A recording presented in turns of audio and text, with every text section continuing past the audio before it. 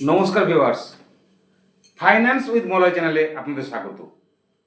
এতদিন আমাদের ভিডিওগুলি মাইন্ডসেট, ফাইন্যান্স ম্যানেজমেন্ট নিয়ে হচ্ছিল। আজ থেকে আমাদের ইকুইটি রিসার্চের অঙ্কের জগতে, হিসাবের জগতে স্বাগত।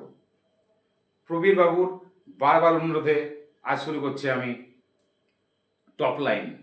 আমি বলি top line bottom line, top line bottom line বলবো, এরপরে আমি ক্যাশ ফ্লো বলবো। এটি খুব গুরুত্বপূর্ণ, প্রত্যেকটি মন দিয়ে শুনবেন। ধরুন একটা কোনো কোম্পানি সে তার প্রোডাক্ট বা সার্ভিস বিক্রি করেছে 1,00,000 টাকা, ঠিক আছে? তো 1,00,000 টাকাতে বিক্রি, এই প্রোডাক্টটি তৈরি করতে তার কত খরচা হয়েছে? প্রোডাক্ট গুড সোল্ড, যে গুডটা সে, যে মালটা সে বানিয়েছে, সেই মালের কাঁচামালের খরচ, তার লেবারের খরচা, তার কর্মচারীদের বেতন ইত্যাদি, পরিবহন ইত্যাদি ইত্যাদি নিয়ে যে এক্সপেন্স বা খরচ, এটা ধরুন 40,000 টাকা হয়েছে। বিক্রি করেছে 1,00,000 টাকা, খরচ হয়েছে 40,000 টাকা। তাদের প্রফিট কত হলো? আর্নিং কত হলো? অপারেটিং প্রফিট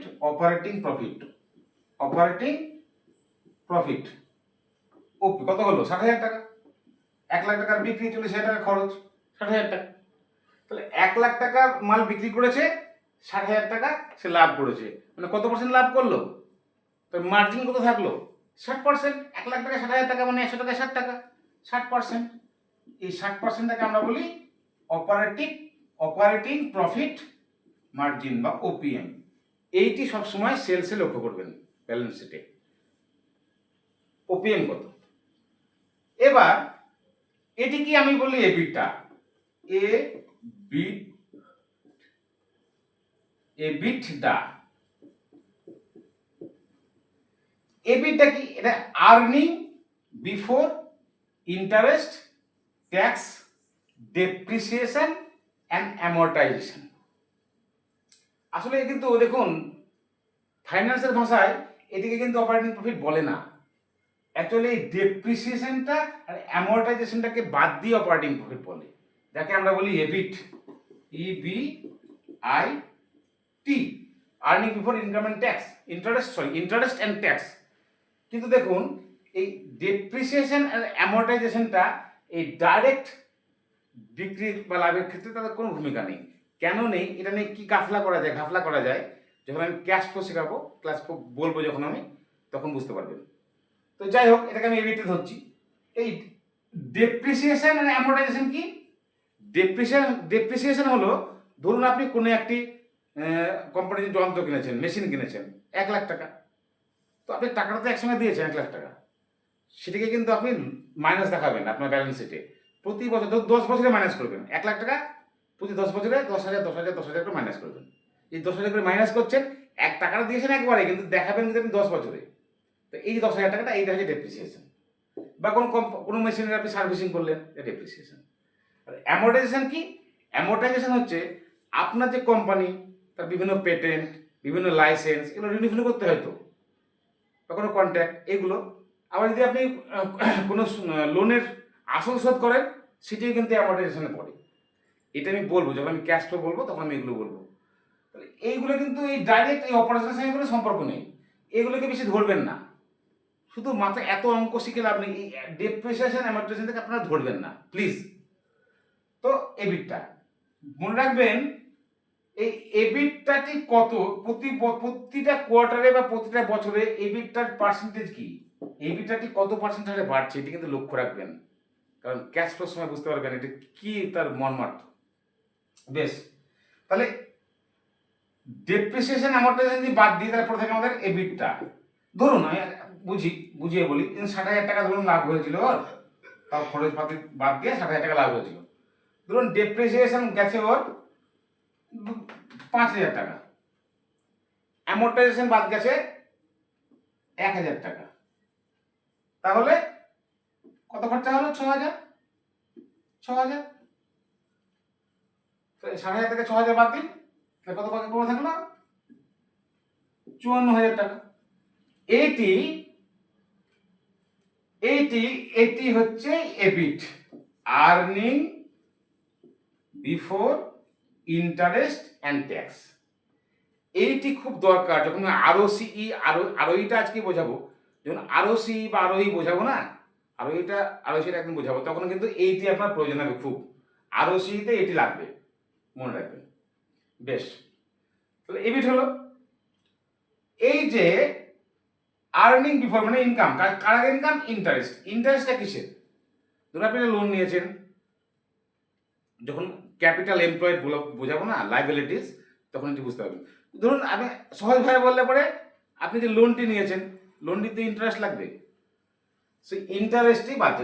ধরুন এইটা ইন্টারেস্ট ধরুন 10,000 টাকা, 10,000 টাকা ইন্টারেস্ট কোম্পানিকে দিতে হবে, ইন্টারেস্ট।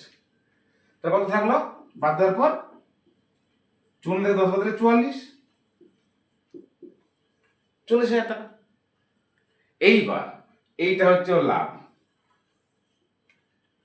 এই 44,000 টাকার থেকে এবার সরকার আপনার কাছ থেকে ইনকাম ট্যাক্স নেবে। ধরুন যদি 20% ইনকাম ট্যাক্স নেয় ট্যাক্স, তাহলে 40,000 কত লাগবে? 4,400, 8,800, 8,800 আমি অ্যাপ্রক্স রাউন্ড ফিগারে 9,000 ধরে নিচ্ছি। আপনি 9,000 টাকা আপনি ট্যাক্স দিলেন সরকারকে, 20% হারে ট্যাক্স। তাহলে কত লাভ থাকলো আপনার? 9,000 14, 9 5 14, 25,000 টাকা। এইটি আপনার নিট লাভ। এত সব খরচপাতি বাদ দিয়ে, ডেপ্রিসিয়েশন অ্যামর্টাইজেশন বাদ দিয়ে, ইন্টারেস্ট ট্যাক্স বাদ দিয়ে, সব বাদ দিয়ে এইটি আপনার নিট মুনাফা, আসল লাভ। এইটি হচ্ছে 25,000 টাকা আপনার প্রফিট আফটার ট্যাক্স। বেশ, এই টাকাটি কি থেকে ইনকাম করলেন? আপনার এই টাকাটি কার? এই টাকাটির অধিকার আপনার শেয়ার হোল্ডারদের। শেয়ার হোল্ডার ইকুইটি, আমি যখন ব্যালেন্স শিট বোঝাবো তখন ইকুইটি বোঝাবো। এইটি ইকুইটি, ধরুন যতগুলি শেয়ার আছে তাদের মধ্যে তারা এই লাভটির দাবিদার। এই শেয়ার জানেন তো, শেয়ার দুরকম হয়, একটা স্ট্র্যাটেজিক শেয়ার আর একটা হচ্ছে কমন শেয়ার। স্ট্র্যাটেজিক শেয়ার দিয়ে কোম্পানি কোনো ফান্ড রেজ করে, ব্যবসার জন্য টাকা জোগাড় করে। এটা কি? এটাও আপনি বুঝবেন ক্যাশ ফ্লো স্টেটমেন্টে গিয়ে। আপনি আপাতত ওই স্ট্র্যাটেজিক শেয়ারটি কথা থেকে বাদ দিন, শুধু কমন শেয়ার, যেটি common share, outstanding common share, এই কমন শেয়ারটির কথা ভাবুন। লাভ হয়েছে কত? 35,000 টাকা। এবার এই যে 35,000 টাকা আপনি ভাবলেন যে এই টাকাতে আমি আবার ব্যবসায় লাগাবো, তো যারা শেয়ার হোল্ডার আছে তাদেরকে আমি কিছু টাকা দিই, লাভে কিছু টাকা দিই, ডিভিডেন্ড দিই। তো আপনি কি করলেন? কোম্পানির মালিক আপনি 5,000 টাকা সমস্ত শেয়ার হোল্ডারের মধ্যে ডিভিডেন্ডটিকে বিলিয়ে দিলেন। তাহলে আপনার ডিভিডেন্ডের কত ভাগ বাকি থাকলো? 30,000 টাকা। 25,000 টাকা মোট লাভ করেছিলেন, সেখান থেকে 5,000 টাকা শেয়ার হোল্ডারদের মধ্যে আপনি ভাগ করে দিলেন, যে লাভটা তোমার নাম। তাহলে আপনার নেট থাকলো 30,000 টাকা। এই যে কমন শেয়ার, নেট লাভ কত আপনার? প্যাট থেকে আমি কি বাদ দিলাম? ডিভিডেন্ড বাদ দিলাম, তার কত থাকলো আমার? 35 মাইনাস 5,000 টাকা ডিভিডেন্ড দিয়েছি, তাহলে থাকলো আমার 30,000 টাকা। এইটাকে শেয়ারের সংখ্যা দিয়ে ভাগ করুন। ধরুন আপনার কোম্পানিতে 1 লাখ শেয়ার আছে। মোট শেয়ারের সংখ্যা, কমন শেয়ারের সংখ্যা, স্ট্র্যাটেজিক নয় কিন্তু, কমন শেয়ারের সংখ্যা ধরুন 1 লাখ। তাহলে এই 3,000 টাকাটা কিন্তু 1 লাখ শেয়ারের মধ্যে ভাগ করুন। মানে এই প্রফিট থেকে এই 30,000 কে আপনি 1 লাখটি শেয়ারের মধ্যে ভাগ করে দিন। তাহলে কত করে হচ্ছে? চলুন দেখে নেওয়া যাক কত হচ্ছে। আপনার প্রফিট হয়েছিল 30,000 থেকে আপনি কত, আপনার শেয়ারের সংখ্যা কত? শেয়ারের সংখ্যা আপনার 1 লাখ। তো আপনার হচ্ছে 0.3, মানে এক একটি শেয়ারে আপনার 30 পয়সা করে প্রফিট, মানে এক একটা শেয়ারে আপনি 30 পয়সা করে লাভ করেছেন। মানে কি? 1 লাখটি শেয়ারে লাভ করেছেন 30,000 টাকা, তাহলে একটি শেয়ারে লাভ করেছেন 30 পয়সা। ঠিক আছে? তাহলে প্যাট মোট প্রফিট থেকে মাইনাস ডিভিডেন্ড, এটা হচ্ছে নাম্বার অফ শেয়ার। এইটাকে আমরা বলি ইপিএস, আর্নিং পার শেয়ার। প্রতিটা শেয়ারে আপনি ক টাকা করে লাভ করেছেন। তাহলে ইপিএস কত হলো আপনার? 0.3 বা 30 পয়সা, 0.3। এবার দেখুন এটা গুরুত্বপূর্ণ জিনিস বলি। ধরুন আপনার শেয়ারের এখন বর্তমানে দাম, এক একটা শেয়ারের দাম মার্কেট ভ্যালু, ধরুন আপনার মার্কেট ভ্যালু হচ্ছে আপনার 10 টাকা করে একটা শেয়ারের দাম চলছে। ছোট সংখ্যা দিয়ে বলছি, 10 টাকা করে দাম চলছে। দেখি current market price, share market price ধরুন 10 টাকায় চলছে, 10 টাকা। আপনার ইপিএস কত? এদিকে যদি লিখি আমি কারেন্ট প্রাইস বা মার্কেট প্রাইস, আমি মার্কেট প্রাইস ধরুন 10 টাকা। এটাকে আমরা ইপিএস দিয়ে ভাগ করব, আর্নিং পার শেয়ার দিয়ে ভাগ করছি। আর্নিং পার শেয়ার কত? 0.3 দিয়ে ভাগ করছি। তাহলে কত আসবে দেখুন, আপনি 10 টাকাকে আপনি 0.3 দিয়ে ভাগ করলে আপনার কত আসবে? 33.33। ঠিক আছে, এটি আপনার, বা রাউন্ড ফিগার করলে আপনার 33, রাউন্ড ফিগার যদি করি তাহলে 33। এইটিকে বলা হবে মার্কেট প্রাইসের সঙ্গে ইপিএস ভাগ করলে, মার্কেট প্রাইসকে ইপিএস দিয়ে ভাগ করলে যেটি পাবেন একে বলা হবে পিই। পিই কথার অর্থ হচ্ছে প্রফিট আর্নিং রেশিও। মানে আপনি একটা শেয়ারে আপনি ব্যবসা করে লাভ করলেন 30 পয়সা, কিন্তু দাম কত? মার্কেটের দাম 10 টাকা। মানে 30 পয়সা ইনকামের জায়গায়, মানে 30 পয়সা ইনকাম যেখানে হবে সেখানে মার্কেট দাম হচ্ছে 10 টাকা। কগুণ দাম দিচ্ছে? 33 গুণ দাম দিচ্ছে। কেন দাম দিচ্ছে 33 গুণ? নিশ্চয়ই আপনার মার্কেটটা, আপনার ব্যবসাটা আরো ভালো, নিশ্চয়ই ব্যবসায় গ্রোথ আছে, তার জন্যই দামটা বেশি দিচ্ছে তারা। তাহলে আমরা কি বললাম? আমরা বললাম সেলস, এটা আপনার মোট সেলস বা রেভিনিউ। এটা হচ্ছে আপনার এক্সপেন্সেস, অপারেটিং এক্সপেন্সেস, অপারেটিং খরচ। তো সেখান থেকে আপনি কি পেলেন? অপারেটিং প্রফিট পেলেন। 1 লাখ টাকা রেভিনিউ করেছেন, অপারেটিং এক্সপেন্সেস করেছেন 40,000 টাকা, এখান থেকে প্রফিট পেলেন 5,500 টাকা। তাহলে 1 লাখ টাকা 5,500 টাকা মানে অপারেটিং প্রফিট মার্জিন 60%। তো এটাকে আমরা ইবিটা বলছি। ডেপ্রিসিয়েশন অ্যামর্টাইজেশন বাদ দিলেন, 6,000 টাকা বাদ দিলেন, তাহলে আপনার ইন্টারেস্ট এবং ট্যাক্স লাগে বাকি থাকলো 54,000 টাকা ইবিট। সেখান থেকে আপনি কি করলেন?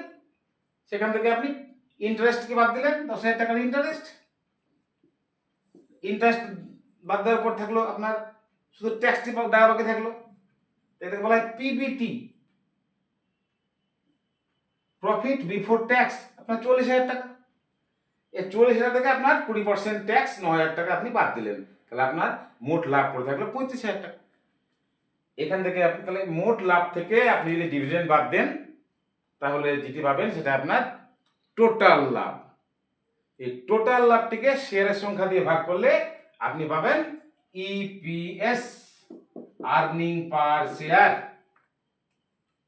আর আর্নিং পার শেয়ার যে EPS, PAT minus dividend by number of share. এর আর্নিং পার শেয়ারকে আপনি বর্তমানে আপনার শেয়ারের যে দাম চলছে তাই সেটাকে ইপিএস দিয়ে ভাগ করলে আপনি পাবেন সেটা হচ্ছে প্রফিট আর্নিং রেশিও। মানে 1 টাকা লাভ করার জন্য আপনি 33 টাকা খরচা করছেন। কোম্পানি থেকে 1 টাকা লাভ পাওয়ার জন্য আপনি কোম্পানিকে 33 টাকা দিচ্ছেন, মানে আপনি ওর দামটিকে 33 গুণ দিচ্ছেন। কেন দিচ্ছেন? নিশ্চয়ই কোম্পানিটির গ্রোথ আছে বলে। তাহলে এই কোম্পানিটির গ্রোথ কিভাবে হিসাব করবেন? কোম্পানিটির গ্রোথ কিভাবে হিসাব হবে এবং সেখান থেকে কিভাবে পিইজি হবে সেটি আমার পরের পর্বের বিষয়। ভালো লাগলে দয়া করে লাইক করবেন, শেয়ার করবেন এবং সাবস্ক্রাইব করবেন। নমস্কার।